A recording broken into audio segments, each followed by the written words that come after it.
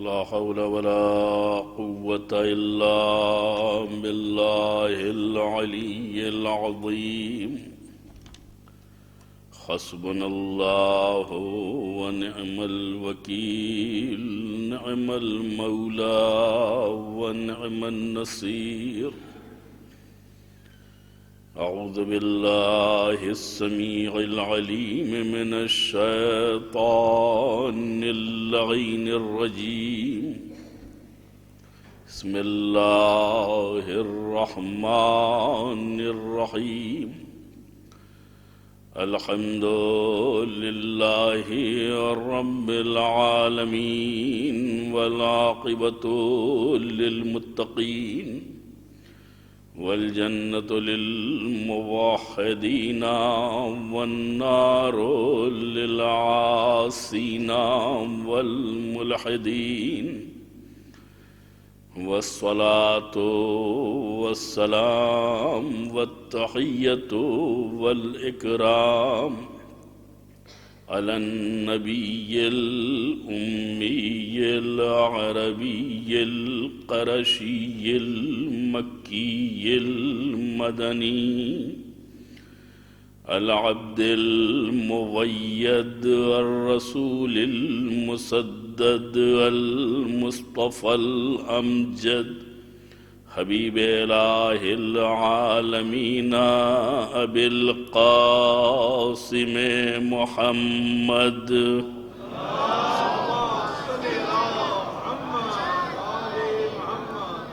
وآله الطيبين الطاهرين المعصومين المظلومين الذين أذهب الله عنهم الرجس وطهرهم تطهيرا.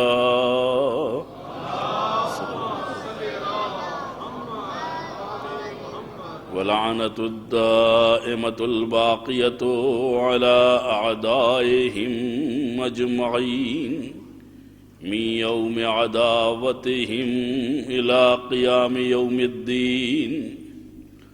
أما بعد، فقد قال الله الحكيم في كتابه الكريم. بسم الله الرحمن الرحيم. ألف لام ميم. ذلك الكتاب لا ريب فيه هدى للمتقين الذين يؤمنون بالغيب ويقيمون الصلاة ومما رزقناهم ينفقون والذين يؤمنون بما أنزل إليك وما أنزل من قبلك وبالآخرة هم يوقنون.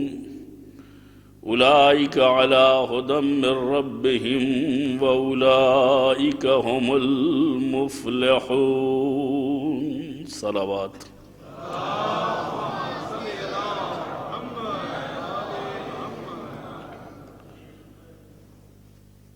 سماج کی کامیابی، اس کی فلاح و بہبود بغیر الہی ہدایت کے ممکن نہیں ہے، بغیر اس کی طرف سے ہادی رہنما اور منشور ہدایت کے مکمل ہونے والی نہیں ہے۔ چنانچہ ارشاد ہوتا ہے کہ الف لام میم یہ وہ کتاب ہے جس میں کسی قسم کی شک و شبہ کی گنجائش نہیں ہے۔ ہدی للمتقین، یہ ہدایت ہے متقین کے لیے۔ متقی وہ ہیں کہ یؤمنون بالغیب، غیب پر ایمان رکھتے ہیں، یقیمون الصلاۃ، نماز قائم کرتے ہیں، وَمِمَّا رَزَقْنَاهُمْ يُنْفِقُونَ، اور جو کچھ ہم نے بطور رزق انہیں عنایت کیا ہے اس میں سے کچھ میری راہ میں خرچ کر دیتے ہیں۔ والذین یؤمنون بما انزل الیک وما انزل من قبلک، پیغمبر جو کچھ ہم نے آپ پر نازل کیا ہے اس پر بھی ایمان رکھتے ہیں، اور آپ سے پہلے والے نبیوں پر نازل ہونے والی اشیاء پر بھی ایمان رکھتے ہیں۔ وَهُمْ بِالْآخِرَةِ يُوقِنُونَ، آخرت کا یقین رکھتے ہیں۔ جب یہ تمام صفتیں اکٹھا ہو جاتی ہیں تو قدرت انہیں سند دیتی ہے، اولئک علی ھدی من ربہم، یہی وہ لوگ ہیں جو خدا کی طرف سے ہدایت پر ہیں، وَأُولَئِكَ هُمُ الْمُفْلِحُونَ، اور یہی کامیاب ہیں، یہی کامراں ہیں، اور یہی سرخرو ہیں، سرفراز ہیں۔ ظاہر سی بات ہے کہ جس کتاب کو کتاب ہدایت کہا گیا تھا وہ ایسی جامع اور معنی کتاب ہے کہ جس کے کتاب خدا ہونے میں کوئی شک نہیں ہے، اور یہ ہدایت ہے متقین کے لیے۔ یہاں کے اوپر رک کر ایک جملہ میں عرض کرنا چاہوں گا کہ اگر انسان متقی بن گیا تو متقی کا مطلب یہ ہے کہ تقوی سے پہلے ایمان ہوتا ہے، ایمان سے پہلے اسلام ہوتا ہے۔ جب انسان اسلام کے دائرے میں داخل ہو کر اپنے قلب کے دریچوں کو ایمان کے لیے کھول دے اور اپنے آپ کو گناہوں سے بچا لے، اسے متقی کہا جاتا ہے۔ تو جب وہ متقی ہو گیا ہے تو اب اسے ہدایت کی ضرورت کیا ہے؟ جب وہ پرہیزگار بن گیا ہے تو اسے ہدایت کی ضرورت کیا ہے؟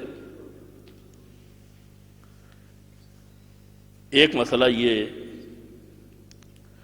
دوسرا مسئلہ یہ ہے کہ ھدی للمتقین کا مطلب یہ ہے کہ جب کوئی ایمان و اسلام اور تقوی کی منزل سے گزر جائے تب جا کر کے قرآن کا فائدہ اسے حاصل ہوگا۔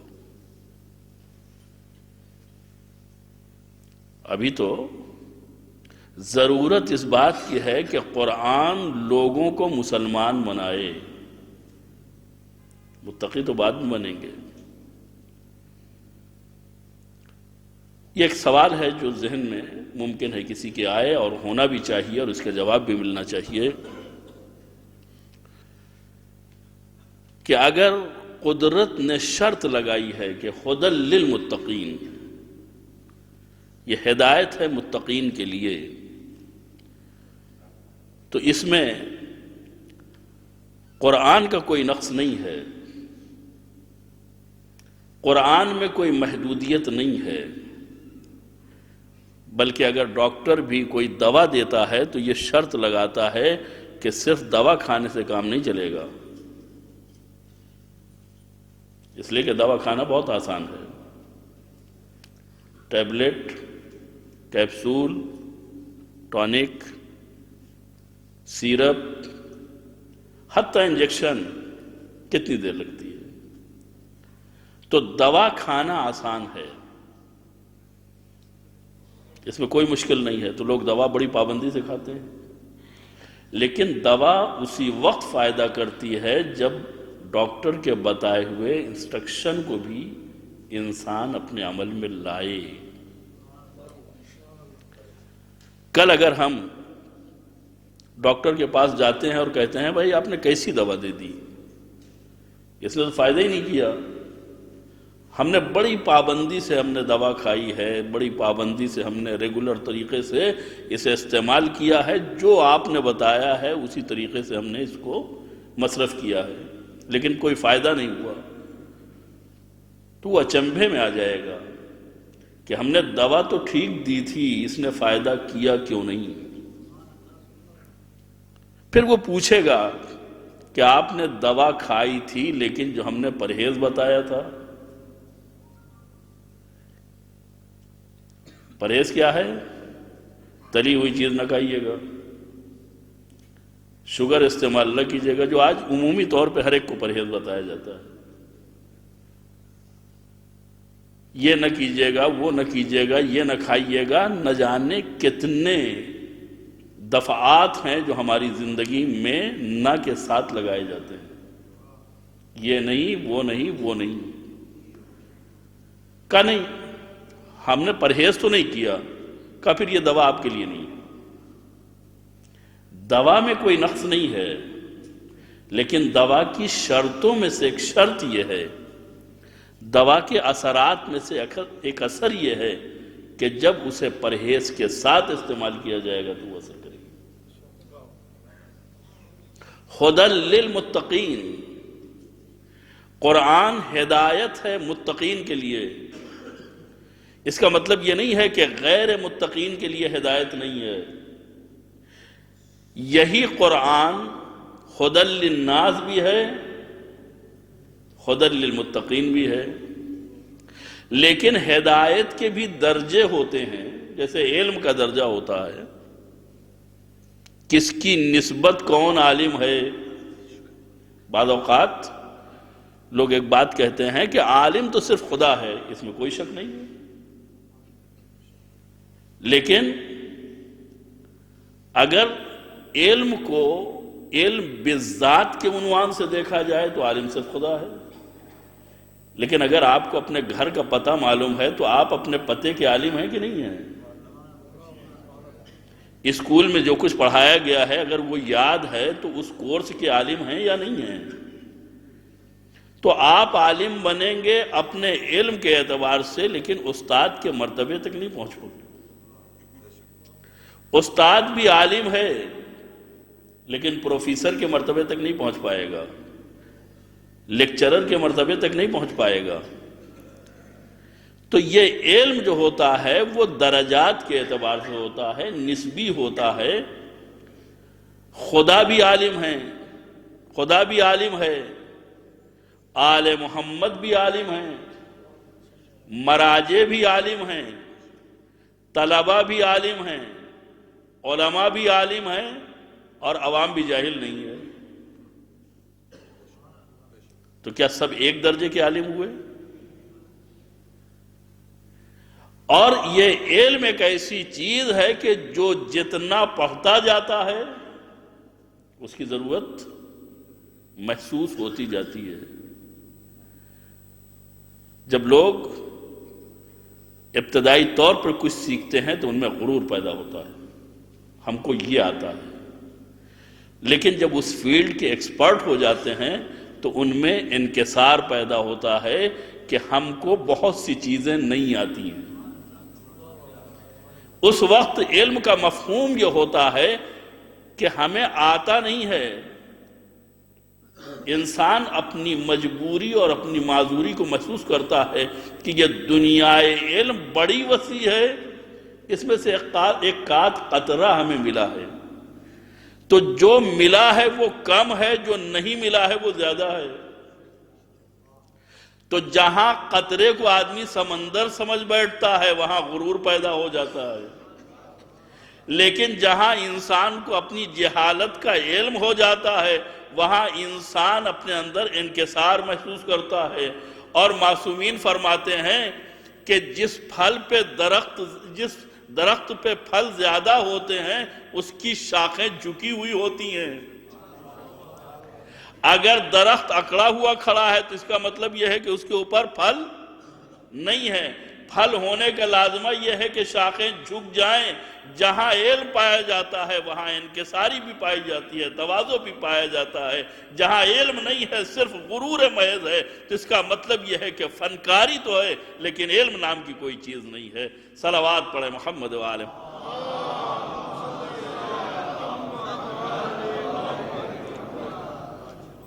تو جیسے علم کے مدارج ہیں، جیسے ایمان کے مدارج ہیں، جیسے تقوی کے مدارج ہیں، ویسے ہی ہدایت کے مدارج ہیں۔ میر انیس کا مرثیہ جاہل بھی سنتے ہیں، ادیب اور نقاد صاحب فن بھی سنتے ہیں، دونوں کو لطف حاصل ہوتا ہے یا نہیں حاصل ہوتا؟ لیکن کیا وہ لوگ جو صرف شعری مفہوم سے واقف ہوتے ہیں، کیا ان کو وہ تمام امتیازات حاصل ہو جاتے ہیں جو ایک صاحب نقد و نظر کو حاصل ہوتے ہیں؟ محظوظ یہ بھی ہو رہا ہے، محظوظ وہ بھی ہو رہا ہے، کوئی بھی تہی دامن نہیں ہے، لیکن دونوں میں فرق کتنا ہے؟ دونوں میں فرق ہے زمین آسمان کا، لیکن کوئی بھی محروم نہیں ہے۔ اس کا مطلب یہ ہے کہ قرآن سے ہدایت لوگ بھی لے سکتے ہیں، متقین بھی لے سکتے ہیں، لیکن قرآن ہدایت بن کے آیا ہے صاحبان تقوی کے لیے۔ اب یہ متقی لوگوں کے فیض میں عام لوگوں کو ہدایت حاصل ہو جائے، یہ خداوند متعال کا کرم نہیں ہے تو اور کیا ہے؟ صلوات پڑھیں محمد و آل محمد۔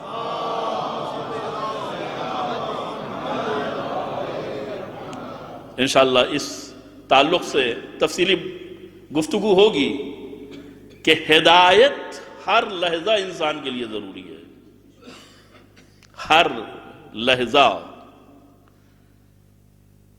اس لیے کہ کبھی بھی توفیق الہی اگر شامل حال نہ ہو تو انسان میں بہکنے کے امکانات پائے جاتے ہیں۔ ہدی للمتقین، یعنی واقعی ہدایت جو ہے وہ صاحبان تقوی کے لیے ہے۔ یہاں پہ ہم رک کر کے لفظ تقوی اور لفظ متقین کی بات کریں گے تاکہ آگے چل کر کے وہ تمام درجات کہ جن کی انسانیت کو ضرورت ہے اور جس کے بغیر سماج کی فلاح اور بہبود ممکن نہیں ہے، اسے میں آپ کے سامنے پیش کر سکوں۔ ایک صلوات پڑھیں محمد و آل محمد۔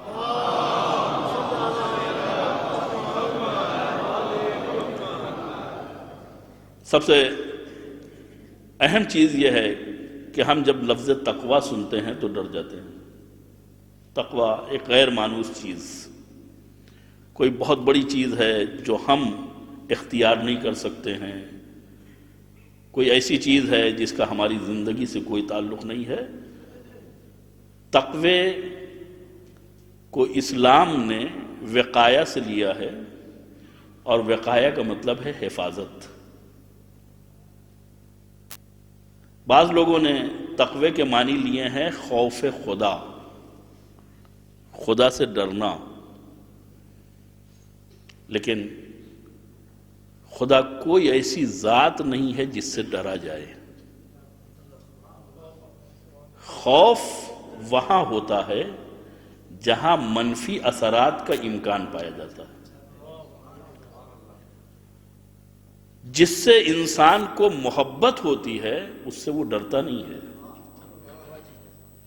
جو کریم ہوتا ہے، جو لطیف ہوتا ہے، جو منعم ہوتا ہے، جس کی نعمتوں کو وہ محسوس کرتا ہے، اس سے محبت ہوتی ہے، اس سے خوف نہیں ہوتا ہے۔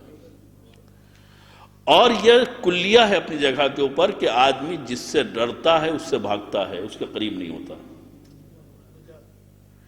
اور جس سے قریب ہوتا ہے اس سے ڈرتا نہیں ہے۔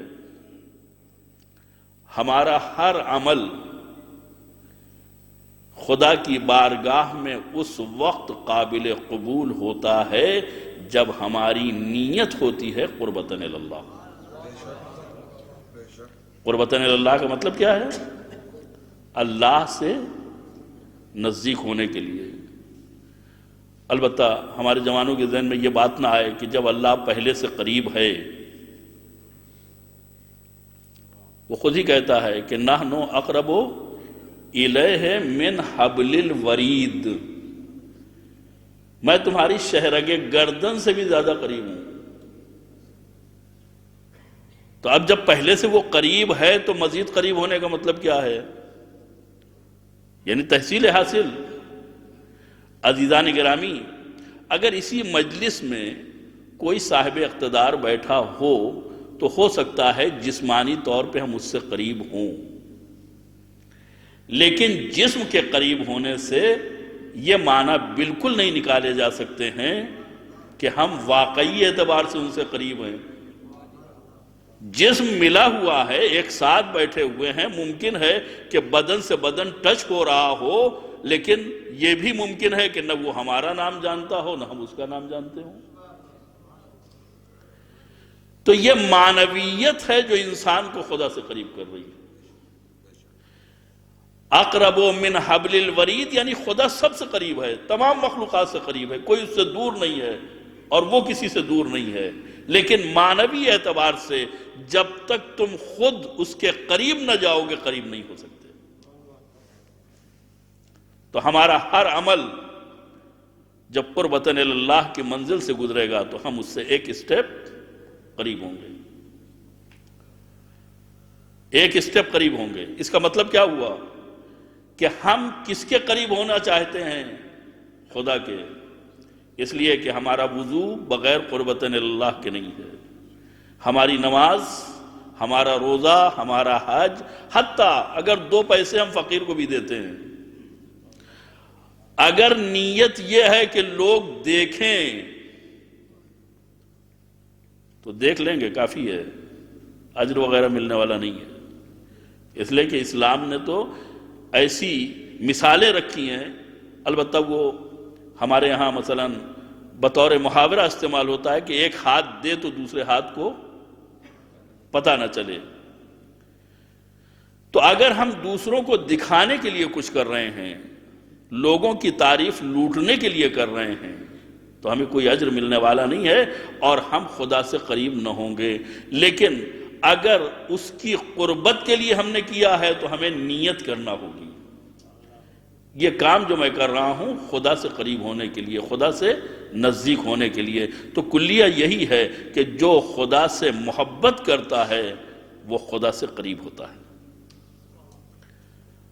اور محبت کرنے والا قریب ہوتا ہے، اور جو ڈرتا ہے وہ دور ہوتا ہے۔ تو پھر تقوی کا مطلب کیا ہے؟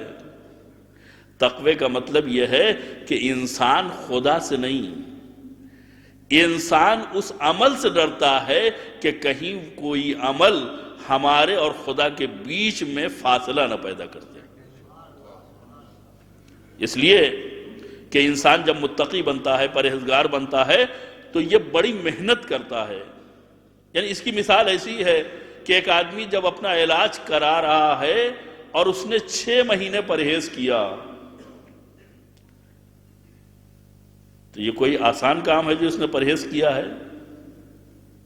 اب وہ یہ نہیں چاہتا کہ کوئی ایسا کام کرے جو یہ 6 مہینے کی محنت پہ پانی پھر جائے،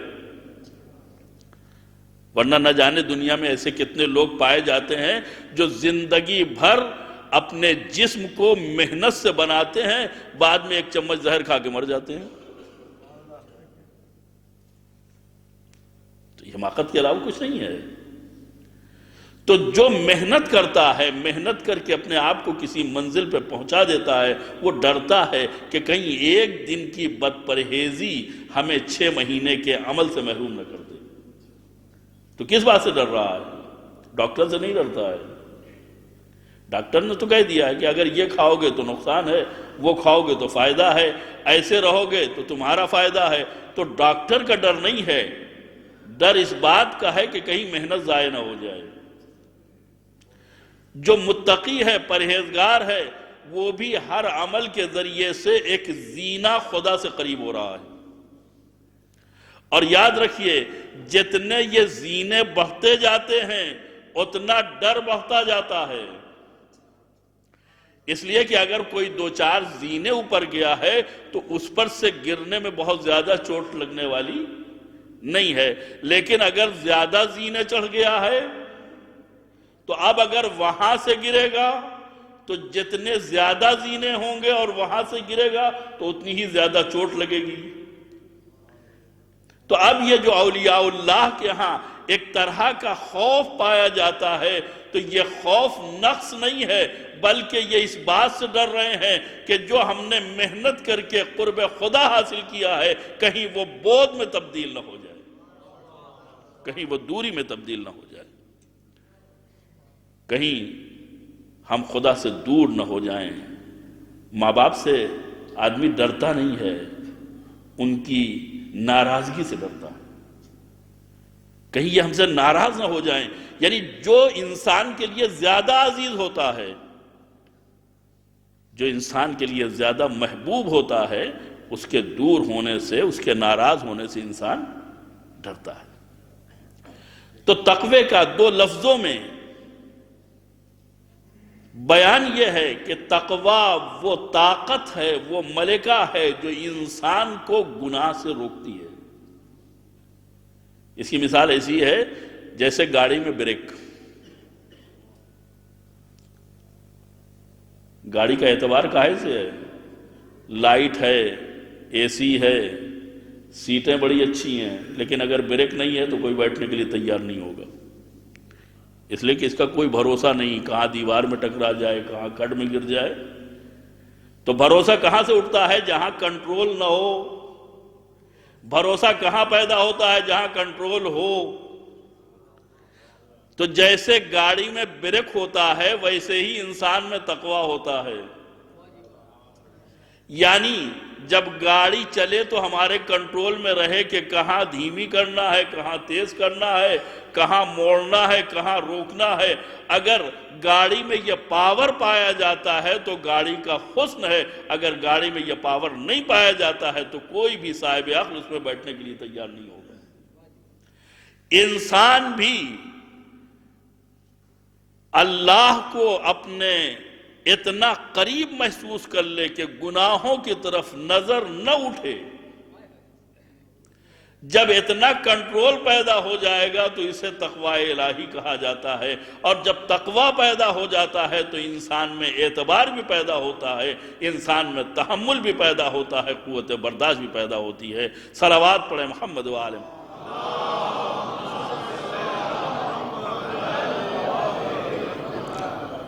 چونکہ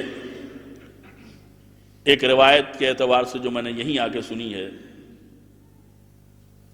آج شب شہادت حضرت امام حسن مجتبی علیہ السلام ہے۔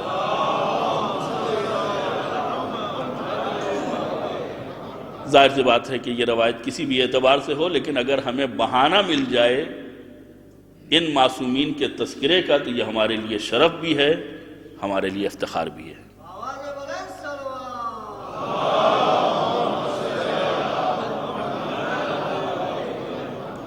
تو یہ تقوی انسان میں تحمل پیدا کرتا ہے، انسان میں برداشت پیدا کرتا ہے، بلکہ یوں کہا جائے کہ آدمی کو انسان بناتا ہے،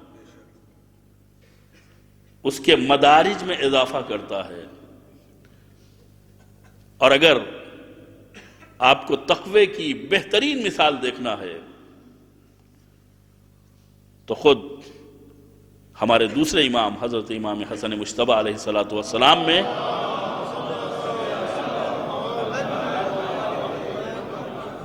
اس لیے کہ ہمارا انداز کیا ہے، انداز حیات کیا ہے، انداز زندگی کیا ہے؟ ہم کسی کو برداشت کرنے کے لیے تیار نہیں ہیں۔ اگر کوئی ایک بات کہتا ہے تو جب تک 10 بات نہ سنا دیں، یہ ہمارا مزاج ہے۔ ہم ایک کے مقابلے میں 10 کہنے کی ہمت رکھتے ہیں،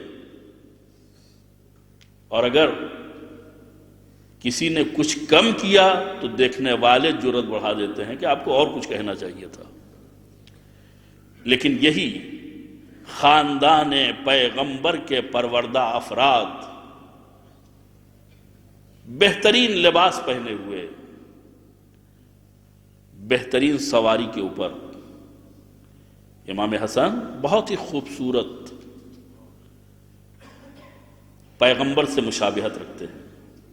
روایات میں ملتا ہے کہ خداوند عالم نے پیغمبر کی مشابہت کو تقسیم کیا تھا امام حسن اور امام حسین میں۔ اوپر کا دھڑ امام حسن سے مشابہ، امام حسن کا رسول سے مشابہ، اور نیچے کا دھڑ امام حسین کا پیغمبر سے مشابہ، دونوں۔ لیکن امام حسین کو جو بیٹا دیا تھا مکمل شبیہ، اب جا کے مقاتل میں دیکھیے گا امام حسین کا جملہ، خلقاً و خلقاً و منطقاً برسولک، یعنی حسن پیغمبر کو علی اکبر میں اکٹھا کر دیا تھا۔ تو امام حسن رسول کی جوانی اور بہترین پوشاک پہنے ہوئے، بہترین سواری پر بیٹھے ہوئے، یعنی دیکھنے والا متحیر ہے کہ یہ تمام چیزیں ایک ساتھ کیسے جمع ہو گئی. یعنی ممکن ہے کوئی آدمی خوبصورت ہو لیکن اس کے پاس لباس نہ ہو، اچھی سواری نہ ہو، ایک ساتھ یہ ساری خوبصورتیاں اکٹھی ہو گئی ہیں. دیکھنے والا چوندھیا جاتا ہے، یہ کون ہے؟ گزرنے والے تو بہت سے ہیں، کیا ہر ایک کے بارے میں سوال کیا جاتا ہے؟ نہیں، یہ کون ہے؟ شام سے آیا ہوا ہے، پوچھتا ہے یہ کون ہے؟ کسی نے بتایا یہ حسن مجتبی ابن علی ابن ابی طالب.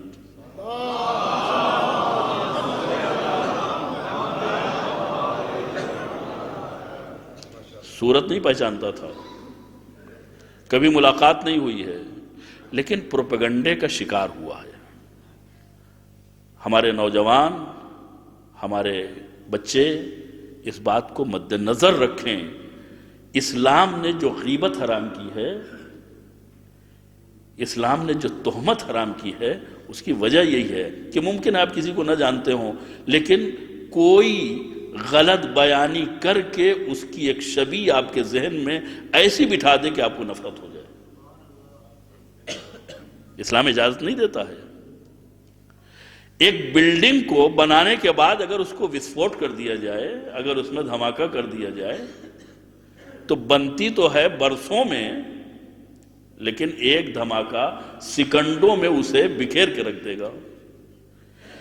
ایک انسان کی جو عظمت ہے، وقار ہے، اس کا اپنا رکھ رکھاؤ ہے، اس کی اپنی عزت ہے، محلے میں ہو، پڑوس میں ہو، خاندان میں ہو، 2500 سال کی محنت اور اعتبار سے پیدا ہوتی ہے. لیکن اگر کسی سے بات کرتے ہوئے یہ پتہ چل جائے، ایک جملہ مل جائے، ارے یہ میں جانتا ہوں، کچھ نہیں کہا، لیکن سننے والے کے دماغ میں بہت سے سوال ڈال دیے. کیا جانتے ہیں؟ کیا بتانا نہیں چاہتے ہیں؟ اس آدمی میں کون سی خرابی ہے؟ بہت سے وسوسے انسان کے دماغ میں پیدا ہو جائیں گے. بہت پرہیز کرنا چاہیے ایسی باتوں سے کہ جس سے شخصیت مجروح ہو رہی ہو. کسی کے اوپر تہمت لگانا، کسی کے پیٹھ پیچھے ایسی باتیں کرنا جس سے اس کی شخصیت مجروح ہو جائے، اسلام نے اسے مردہ بھائی کا گوشت کھانے سے تعبیر کیا ہے. کیوں؟ اس لیے کہ اگر زندے کا گوشت کھایا جاتا ہے، زندے کا گوشت نکال لیا جائے تو چونکہ زندگی ہے لہذا وہ زخم مندمل ہو جائے گا. کیا مطلب؟ یعنی اگر کوئی سامنے ہے اس کی برائی کی جائے تو وہ اپنا دفاع کر سکتا ہے، لیکن جو مر گیا ہے اب اس کے بدن میں گروث نہیں ہے، یعنی جو موجود نہیں ہے وہ مر جانے والے کے جیسا ہے، یعنی اپنی غیبت کو وہ دفاع نہیں کر سکتا ہے،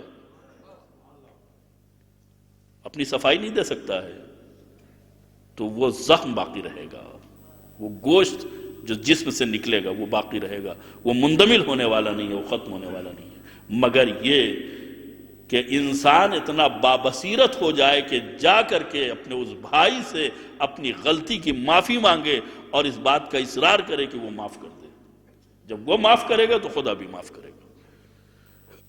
لیکن اگر ہم نے معافی نہیں مانگی ہے تو ہماری نمازیں اپنی جگہ، ہمارے روزے اپنی جگہ، ہمارے حج و زکوٰۃ، خمس و جہاد، تمام حقوق اللہ اپنی جگہ، لیکن جب تک کسی مومن کا حق ہماری گردن پہ ہے اور اس حق کو ہم معاف نہ کرا لیں گے تب تک خدا بھی معاف کرنے کے لیے تیار نہ ہوگا. تو یہ آدمی غلط پروپیگنڈے کا شکار. کیسا پروپیگنڈا؟ دیکھیں کتنا زہریلا پروپیگنڈا ہے. صورت اچھی لگ رہی ہے، شکل اچھی لگ رہی ہے، سواری اچھی لگ رہی ہے، لباس اچھا لگ رہا ہے، لیکن جیسے ہی نام سنا اتنا زہریلا دماغ ہو چکا ہے، اتنا زہریلا مزاج بن چکا ہے کہ جیسے ہی نام سنا بے اختیار اس کے منہ سے فحش اور گالیاں شروع ہو جاتی ہیں. منہ سے بد زبانی میں نہیں کہوں گا اسے، اس لیے کہ سب و شتم کی لفظیں استعمال ہوئی ہیں. آج سماج میں کون باعزت فرد ہے جو کسی کو گالیاں دیتے ہوئے سنے اور وہاں پہ رک جائے. لیکن اس کو آپ محسوس کریں کہ اگر امام نہ رکے ہوتے تو اصلاح بھی نہ ہوتی. وہ جانتے ہیں کہ کس بات کا کیسے جواب دینا ہے. پیغمبر کو بھی لوگوں نے مشورہ دیا تھا، روز آپ اس راستے سے گزرتے ہیں، روز بڑھیا کوڑا ڈالتی ہے، کیا ضروری ہے کہ اسی راستے سے گزریں؟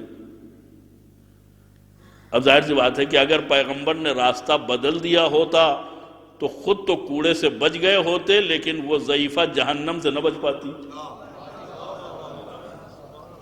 یہ ہادی ہیں، یہ رہبر ہیں، یہ اپنی منشا کے مطابق کام نہیں کرتے ہیں، یہ نفسانی خواہشات کی بنیاد کے اوپر کوئی عمل نہیں کرتے ہیں، بلکہ خدا کی مرضی کو حاصل کرنا چاہتے ہیں. کوئی بھی کیلکولیشن اس محاسبے کو اپنے دائرے میں لا سکتا ہے کہ جو کوڑا پھینکنے کے لیے عرب کی چلچلاتی دھوپ میں اپنے بالا خانے پر بیٹھی ہوئی ہے، وہ کسی موقع پر اسلام قبول کرے گی؟ آج ہم اسلام پھیلانا چاہتے ہیں، اسلام کی تبلیغ کرنا چاہتے ہیں. ہمارا انداز کیا ہے؟ ہم یہ سمجھتے ہیں جو بہت اچھی تقریر کر لے وہی مبلغ اسلام ہے، جو فراٹے سے بول لے یہی تبلیغ ہے. نہ پیغمبر نے تقریر کی، نہ پیغمبر نے کتاب پیش کی. پیغمبر نے کیا کیا؟ وہ اگر ہمارے عمل میں آ جائے تو آج ساری کائنات میں اسلام کی بالادستی ہو جائے. اسلام نے یہ نہیں کہا کہ تم آ کے قرآن پڑھو، دیکھو کتنا اچھا اخلاق اس میں بیان ہوا ہے. نہیں، اسلام کا اخلاق قرآن میں نہیں بتایا بلکہ عمل کر کے بتایا. ضعیفہ کی سمجھ میں یہ نہیں آ رہا تھا کہ کیا کسی آدمی کے سینے میں اتنا بڑا دل ہو سکتا ہے. یہ ہے اسلام کا معجزہ، یہ ہے دین کا تفاخر کہ پیغمبر اس کی عیادت کے لیے جا رہے ہیں جو اپنی دشمنی کا اظہار کرنے سے کوئی بھی دریغ نہیں کر رہی. کوڑا لیے بیٹھی ہے پھینکنے کے لیے، پیغمبر کو اذیت دینے کے لیے. پیغمبر گئے، اس کی سمجھ میں نہیں آ رہا ہے. کہتی ہے کہ کیا تم مجھ سے بدلہ لینے آئے ہو؟ کیوں؟ اس لیے کہ وہ نبی کو نبی نہیں سمجھ رہی ہے، اپنے جیسا سمجھ رہی ہے. تو جب تک اپنے جیسا سمجھا، اعتراض کیا کہ کیوں آئے ہو؟ کیا تمہاری سمجھ میں یہ بات نہیں آتی کہ میں مریض ہوں، میں مقابلے کی ہمت نہیں رکھتی ہوں، مقابلے کی طاقت نہیں رکھتی ہوں؟ پیغمبر فرماتے ہیں مقابلہ کس کا؟ میں تو تیری مزاج پرسی کے لیے آیا ہوں، دوا نہ ہو تو دوا لا دوں، عیادت کے لیے آیا ہوں، تیمارداری کے لیے آیا ہوں. یہ وہ بات تھی کہ جس نے اسے گھما کے رکھ دیا اور اتنا مجبور کیا کہ کلمہ پڑھنے کے علاوہ اس کے پاس کوئی چارہ کار نہیں تھا. امام حسن ایسے ہی رسول خدا کے نواسے ہیں، سن رہے ہیں، کھڑے ہیں. اگر ہم بہت ضبط نفس کا ثبوت دیتے تو وہاں سے چلے جاتے. پہلی بات تو یہ کہ ہمارا انداز یہ ہے کہ اگر کوئی ایک کہے گا تو ہم 10 سنائیں گے، لیکن اگر بہت زیادہ اخلاق اسلامی کا مظاہرہ کرتے تو کیا کرتے؟ چلے جاتے. فرزند زہرا، یہ مصائب ہیں، فضائل نہیں ہیں، یہ مصائب ہیں. تطہیر کا مالک، طہارت الہیہ کا ذمہ دار، وہ رقیق باتیں سن رہا ہے. یہ امامت کی ذمہ داری ہے، یہ ہے ہدایت کا منصب. امام امت کی ہدایت کرنا چاہ رہے ہیں. چنانچہ سنتے رہے جب وہ تھک گیا، اس لیے کہ اس سے پہلے وہ رکنے والا نہیں تھا. جب تھک گیا تو آپ پوچھتے بھائی تو مسافر معلوم ہوتا ہے. جب کوئی مسافرت میں آتا ہے، مسافر ہوتا ہے تو آلریڈی ایک اخلاق اس کا سفر کی وجہ سے، گھر والوں سے دوری کی بنیاد کے اوپر، یا بعض محرومیت یا آرام نہ کرنے کی بنیاد کے اوپر ایک چڑچڑا پن آ جاتا ہے، تو مسافر معلوم ہوتا ہے۔ تیرے پاس اگر سواری نہ ہو تو سواری دے دوں، زیادہ راہ نہ ہو تو وہ مہیا کر دوں، رہنے کے لیے گھر نہ ہو تو میرا مہمان بن جا۔ ایک ایک ضرورت پوچھ رہے ہیں، اس لیے کہ امام طبیب ہیں، امام نباز امت ہیں، پوچھ رہے ہیں بتاؤ تمہیں ضرورت کیا ہے؟ اس لیے کہ ہماری تمہاری کوئی دشمنی تو ہے نہیں، تم تو ہم کو پہچانتے بھی نہیں تھے، یہ گالیاں کیوں؟ امام نے اس کی ضرورت کو بالتفصیل پوچھا، وہ کھڑا حیران دیکھ رہا ہے، ہمارا عمل کیا ہے اور ان کا ریئیکشن کیا ہے، رد عمل کیا ہے؟ اس کی سمجھ میں نہیں آ رہا ہے کہ گالیوں کا جواب مزاج پرسی سے دیا جائے گا، سب و شتم کا جواب ضرورت پوچھنے سے دیا جائے گا، وہ سمجھ نہیں پا رہا ہے۔ ہاں، اخلاق پیغمبر ہے ہی اتنا اونچا جو عام انسان کے سمجھنے سے بالا تر ہوتا ہے، نہ وہ ضعیفہ سمجھ پائی ہے، نہ یہ شامی سمجھ پائے گا۔ صلوات پڑھیں محمد وآلہ۔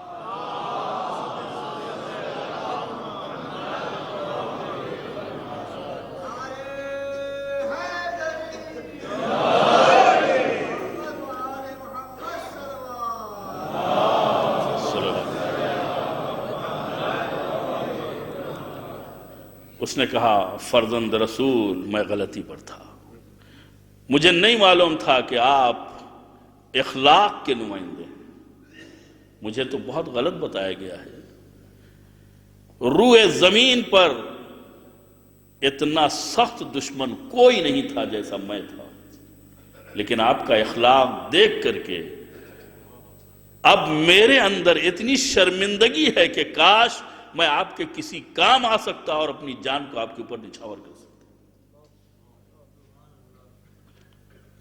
یہ اتنا بڑا انحراف، یہ اتنی بڑی تبدیلی صرف اخلاق کی بنیاد کے اوپر ہے۔ عزیزان گرامی، ہم فضائل، مناقب اور ان کے تمام خوبیاں سنتے ہیں اور سن کر کے خوش ہوتے ہیں، کیا اس سے ہمیں کوئی درس نہیں ملتا ہے؟ نہ جانے کتنے گھروں میں ایسے مسائل پیش آتے ہیں جہاں کے اوپر زیادتیاں ہوتی ہیں، جہاں زبان درازی ہوتی ہے۔ امام حسن جیسا کوئی پاک و پاکیزہ نہیں ہو سکتا اور اس شامی جیسا کوئی بدبخت نہیں ہو سکتا، لیکن دونوں کا کردار آپ نے دیکھا۔ اگر ہم امام حسن کے ماننے والے ہیں تو لوگ لاکھ بد زبانی کرتے رہیں، لیکن اگر ہم ان کے ماموم ہیں اور وہ ہمارے امام ہیں تو ہمارا کردار کم سے کم شامی کے مقابلے میں نہ صحیح تو خاندان والے کے مقابلے میں اخلاق مند ہونا چاہیے۔ میں نے پیغمبر کی اخلاق کا نمونہ، پیغمبر کے اخلاق کا نمونہ آپ کے سامنے پیش کیا۔ وہ کس کے لیے جاتے ہیں؟ ایک کافر خاتون کی عیادت کے لیے جاتے ہیں۔ کیا یہ ہمارے لیے درس نہیں ہے؟ جو کوڑا پھینکتی ہے، دشمن ہے خدا کی بھی رسول کی بھی، لیکن بیمار ہوتی ہے تو پیغمبر جاتے ہیں اس کی عیادت کے لیے۔ ہمارے خاندان میں نہ جانے کتنی ناراضگیاں ہوتی ہیں، کوئی بیمار ہوتا ہے کوئی مر بھی جاتا ہے، لیکن ہم اپنی انا کو لیے بیٹھے رہتے ہیں کہ جب وہ نہیں آئے تو ہم کیوں جائیں گے۔ تو جب کافروں کے تعلق سے، جب منافقوں کے تعلق سے اہل بیت کا یہ انداز ہے تو خاندان والوں کے تعلق سے ہمارا کیا انداز ہونا چاہیے؟ ظاہر سی بات ہے، اشارہ کافی ہے، میں گزرنا چاہتا ہوں اس لیے کہ وقت کم ہے اور باتیں زیادہ ہیں۔ صلوات پڑھیں محمد وآلہ۔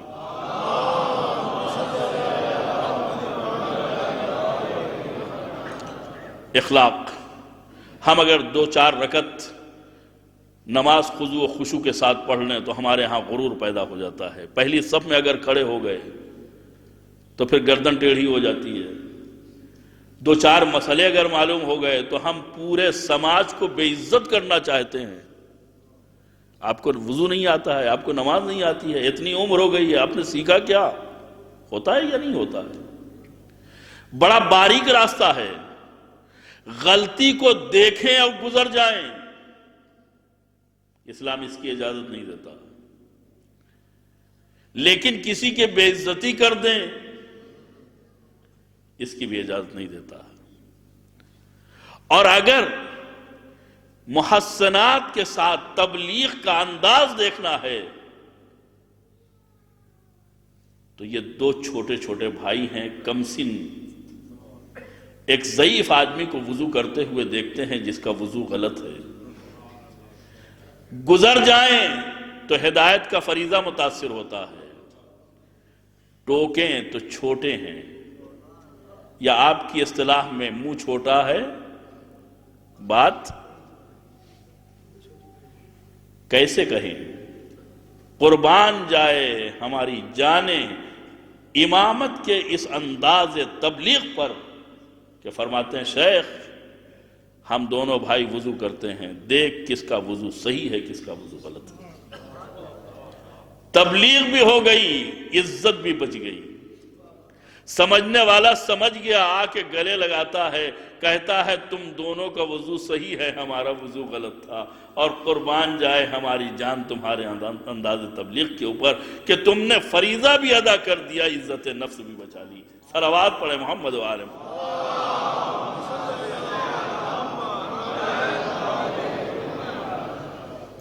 ائمہ طاہرین علیہ السلام کی زندگی، ان کے شب و روز، ان کی نشست و برخاست ہمارے لیے نمونِ عمل، کسی بھی لمحے ہم ان سے الگ نہیں ہونا بھی نہیں چاہیے، اس لیے کہ سمندر سے اگر کوئی جدا ہو گیا،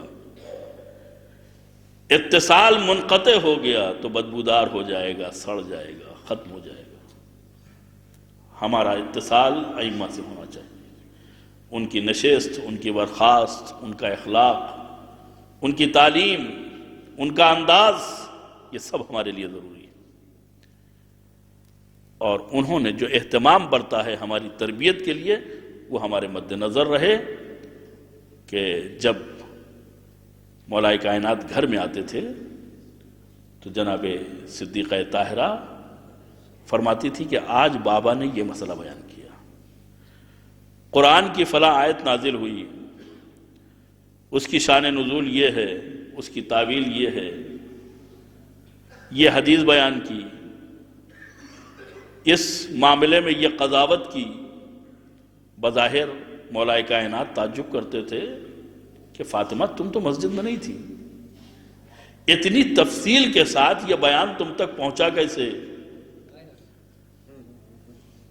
کہ آپ کا بیٹا حسن جو کچھ مسجد میں سنتا ہے جیسے سنتا ہے آ کے ویسے ہی منتقل کرتا ہے، باتیں کچھ اس انداز سے سنی تھی کہ مولا کائنات کو شوق ہوا کہ میں خود اپنے کانوں سے ترجمانی وحی دیکھوں، سنوں اور اپنی آنکھوں سے دیکھوں۔ پہلے سے آ کے ایک گوشے میں بیٹھ گئے، آج جو بیان ہوا تو زبان میں لکنت ہے، وہ سلاست نہیں ہے، وہ روانی نہیں ہے، اور اس سلاست نہ ہونے اور لکنت ہونے کی بنیاد کو وہ خود محسوس کر رہے ہیں۔ آواز دیتے ہیں مادر گرامی آج میری زبان رک رہی ہے، آج میری گفتگو میں وہ روانی اور سلاست اور وہ طلاقت نہیں ہے، ایسا لگتا ہے کہ میرا سید و سردار مجھے دیکھ رہا۔ بچپنے کے عالم میں سید و سردار میرا مجھے دیکھ رہا ہے۔ عزیزو آپ امامت کے اس مرحلے کو پہچان سکتے ہیں کہ جب امامت پردے میں ہو تو اس کو بھی محسوس کیا جا سکتا ہے، اور جب رسالت چادر تطہیر میں ہو تو اس کی خوشبو سونگھی جا سکتی ہے۔ یہ کسی اور کا کمال نہیں ہے بلکہ اہل بیت کا خاصہ۔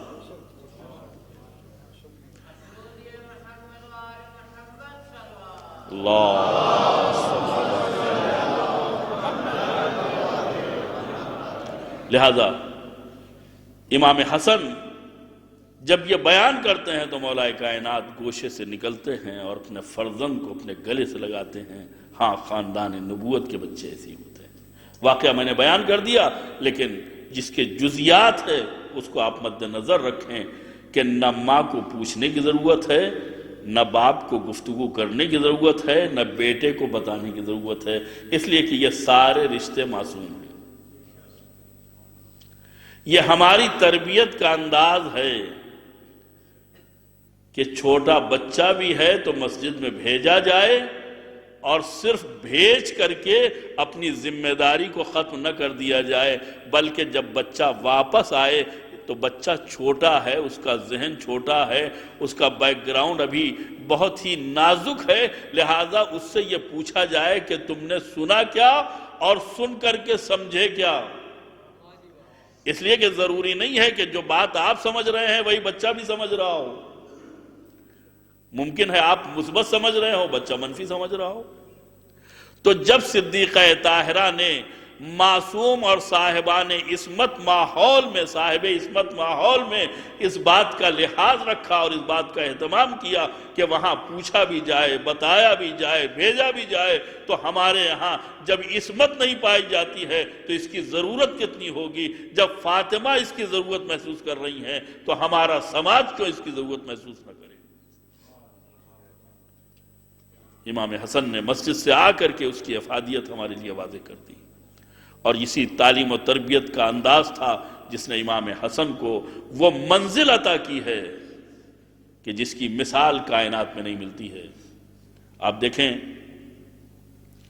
کہ امام حسن تقوی، زہد، خودسازی اور امامت کے منصب کے دائرے میں رہتے ہوئے معاملات کو کس طریقے سے حل کرتے ہیں۔ کاش میرے پاس وقت ہوتا کہ میں تفصیل سے آپ کی خدمت میں عرض کرتا۔ آج ایک بات جو بہت ضروری ہے اور جو لوگوں کے ذہن میں غلط فہمی ہے کہ امام حسن اور امام حسین دونوں کے مزاج میں فرق تھا، اس کو میں واضح کر دوں۔ یہ تصور کہاں سے پیدا ہوتا ہے؟ اس لیے کہ امام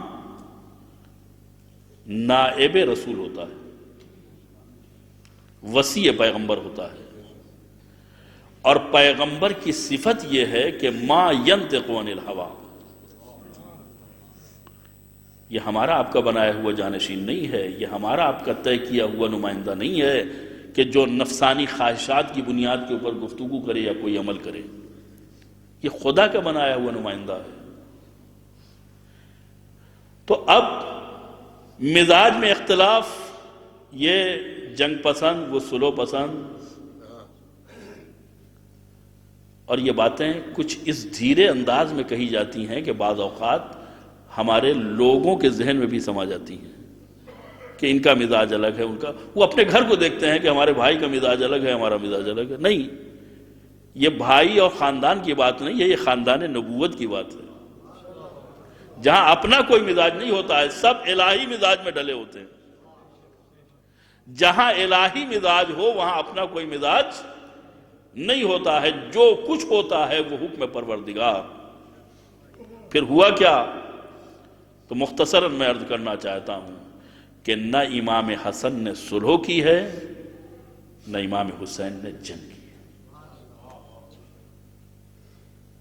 امام حسن نے صلح نہیں کی ہے، امام حسین نے جنگ نہیں کی ہے، اس لیے کہ اگر امام حسن صلح کرتے تو صلح نامہ خود بھیجتے، شرائط خود لکھتے۔ وہ تو صلح نامہ وہاں سے آیا تھا۔ تو امام حسن سے صلح کی گئی، امام حسن نے صلح کی۔ امام حسین سے جنگ کی گئی تو امام نے اپنا دفاع کیا، ورنہ جو جنگ کرنے آتا ہے وہ جنگل میں زمین خریدتا ہے، جو جنگ کرنے آتا ہے وہ بیوی بچوں کو لے کے آتا ہے، جو جنگ کرنے آتا ہے وہ اپنی طاقت کو تقسیم کر دیتا ہے۔ نہ امام حسن جنگ کا مزاج رکھتے ہیں، نہ امام حسین جنگ کا مزاج رکھتے ہیں۔ کیا یہ کہا جا سکتا ہے کہ پیغمبر نے 80 غزوات اگر لڑے ہیں، غزوات اور سرایا کی تعداد جو ہے وہ 80 ہے، تو کیا معاذ اللہ وہ جنگجو تھے؟ جب 313 مسلمان تھے تو انہوں نے جنگ لڑی ہے، اور جب 10,000 لوگ موجود تھے تو انہوں نے صلح حدیبیہ کی ہے۔ ایسا نہیں ہے کہ جب کم لوگ ہوں تو صلح کر لو اور جب زیادہ لوگ ہوں تو حملہ کر دو۔ یہ دنیا کا مزاج نہیں ہے، پیغمبر میں دنیا کا مزاج نہیں تھا۔ پیغمبر نے حکم الہی کی بنیاد کے اوپر، اسلام کی مصلحتوں کی بنیاد کے اوپر، جب جیسا مصلحت کا وقت ہوا ہے ویسا ہی کردار اپنا ہے۔ امام حسن کی صلح منشأ پروردگار کی بنیاد پر، اور امام حسین کا دفاع منشأ رب العالمین کی بنیاد کے اوپر۔ ورنہ آپ سوچیں، معاذ اللہ اگر امام حسن جنگ سے کنارہ کش ہونا چاہتے ہیں تو آدمی اپنے سے زیادہ اپنی اولاد کو جنگ سے دور رکھتا ہے، لیکن یہ قاسم کے بازو کے اوپر تعویذ باندھ کر کے جنگ سے قریب کیا گیا ہے یا جنگ سے دور کیا گیا ہے؟ اپنی نمائندگی کا انتظام ہو رہا ہے۔ وقت تمام ہو گیا۔ امام حسن جنہوں نے، کبھی موقع ملا تو عرض کروں گا کہ فلسفہ صلح کیا تھا، اگر وہ صلح نہ ہوتی تو کربلا بھی نہ ہوتی، اگر وہ صلح نہ ہوتی تو آج دین بھی نہ ہوتا۔ جس طریقے سے امام مظلوم کا دفاع اسلام کی حفاظت کے لیے تھا، اسی طریقے سے امام حسن کی صلح اسلام اور اسلام مسلمین کی حفاظت کی بنیاد کے اوپر تھی۔ بڑا مشکل مرحلہ تھا، زہر کا یہ جام پینا، کڑوا گھوٹ پینا، بہت مشکل کام تھا، لیکن امام نے اسلام کی حفاظت کے لیے، مسلمانوں کی حفاظت کے لیے یہ اقدام فرمایا۔ اور ایک موقع وہ آتا ہے کہ جب بستر بیماری کے اوپر ہمارا اور آپ کا امام کروٹیں بدل رہا ہے، بدن اس کا رنگ بدل گیا ہے، بھائی بہن اکٹھا ہو گئے۔ روایتوں میں ملتا ہے کہ امام حسن نے وصیت شروع کی، میرے بھیا کوشش کرنا کہ میرا جنازہ رسول کے پہلو میں دفن کرنا، لیکن اگر رکاوٹیں پیدا ہوں تو اس بات کا لحاظ رکھنا کہ ایک قطرہ خون نہ بہنے پائے۔ رسول کا پہلو اگر نصیب نہ ہو تو مجھے لے جا کے بقی میں دفن کرنا۔ امام ایک قطرہ خون بہنے کے مخالف ہیں۔ میری تمنا گھٹ کے رہ جائے، میری آرزو مکمل نہ ہو، یہ تو ہو سکتا ہے، لیکن میری وجہ سے مسلمانوں میں قتل خون ہو جائے یہ ممکن نہیں ہے۔ عزیزو، خدا رکھے بھرا ہوا گھر تھا، بھائیوں نے جنازہ تیار کیا، بہنوں نے اپنے بھائی کو الوداع کہا، جنازہ بڑی شان سے اٹھا،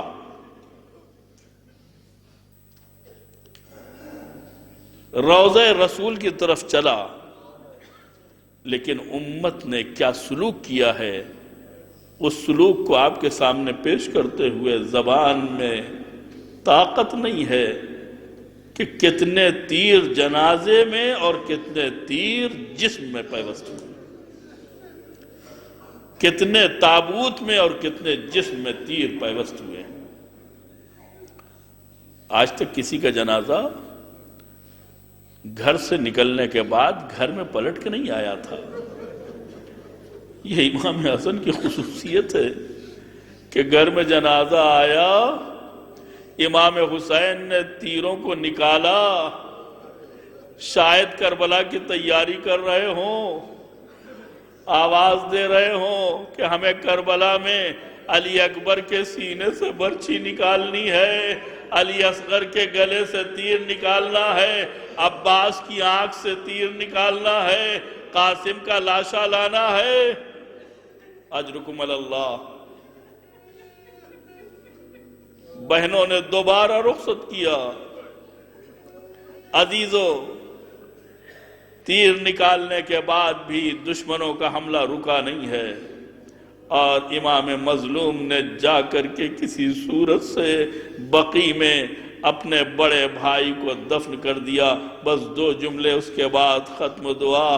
عزیزو، جب لوگ دفن کر کے آتے ہیں تو گھر والوں کے ساتھ پرسے کی کیفیت ہوتی ہے۔ اب جو گھر والوں کو ڈھونڈا جا رہا ہے تو معلوم یہ ہوا کہ کوئی بہادر اپنی جگہ کے اوپر نہیں ہے، سب ملے لیکن ایک شجاع، ایک بہادر نہیں مل رہا ہے۔ زینب تلاش کر رہی ہے، میرا بھیا عباس کہاں، میرا بھیا عباس کہاں ہے؟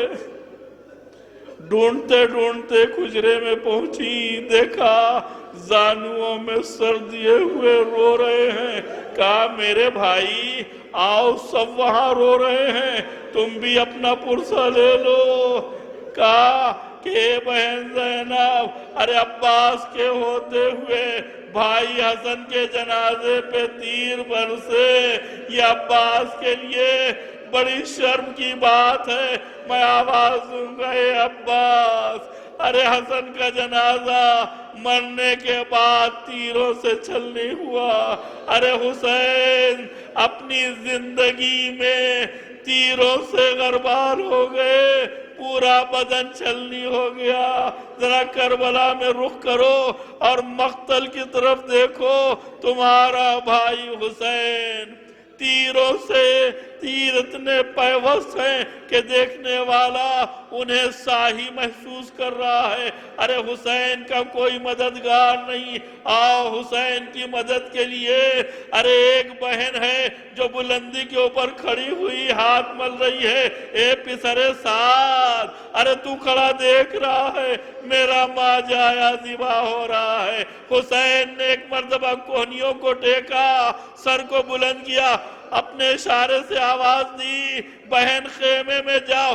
ابھی خیمے تک نہ پہنچی تھی، زمین ہلنے لگی، فرات کا پانی سر پٹکنے لگا۔ ایک مرتبہ فضائے کربلا میں آواز گونجی، الا قتل الحسین بکربلا، الا ذبح الحسین۔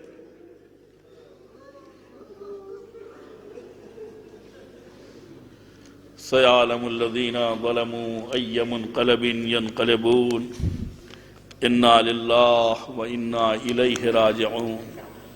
إلهي بحق الزهراء وأبيها وبعلها وبنيها وبحق الأئمة التسعة الطاهرين من ذرية الحسين عليهم الصلاة والسلام فاستجب دعانا واقض حاجاتنا برحمتك يا أرحم الراحمين۔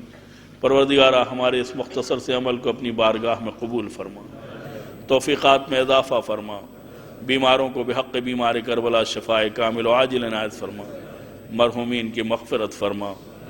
مالک، دنیا میں ہمیں زیارت محمد و آل محمد اور آخرت میں ان کی شفاعت نصیب فرما۔ پرچم اسلام کو سربلند فرما، پرچم کفر و نفاق و الحاد کو سرنگوں فرما، علماء اعلام اور مراج کرام کی حفاظت فرما، مزارات مقدسہ کی حفاظت فرما۔ اہل بیت کے چاہنے والے گوشہ و کنارے دنیا میں جہاں کہیں بھی ہوں، ان کی جان و مال، عزت و ناموس کی حفاظت فرما۔ دشمنان اسلام اگر اصلاح کے لائق نہیں ہیں تو انہیں نیست و نابود فرما۔ ولی برحق وارث زہرا امام زمانہ کے ظہور میں تعجیل فرما، اور ہم سب کو ان کے ناصر و مددگاروں اور غلاموں کی فہرست میں شامل فرما۔ وصلی اللہ علی محمد وآلہ الطیبین الطاہرین المعصومین۔ ایک اعلان سماعت فرما لیں کہ ایک مولانا صاحب جو مدینے میں مستقل رہتے تھے اور زائروں کی خدمت بھی کرتے تھے، ان کا انتقال ہو گیا ہے۔ نماز وحشت اور فاتحہ کی درخواست ہے، اور ایک مرد مومن مشتاق حسین صاحب اور جملہ مومنین و مومنات کے لیے ایک سورہ فاتحہ پڑھ کے ایصال فرما دیں۔